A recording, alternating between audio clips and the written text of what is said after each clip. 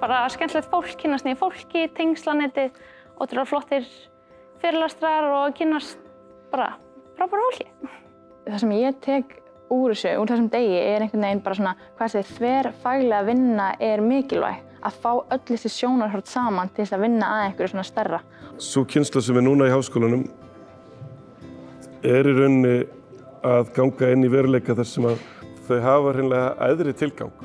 Þetta ekki bara tilgangurinn á sér í starf, komið sér vel fyrir í millistéttinni, heldur að leysa vandamál sem bara algjörlega grundvallarvandamál. Sem að snýst í rauninni að fleyta mannkyninu inn í næstu öld á farsælan hátt.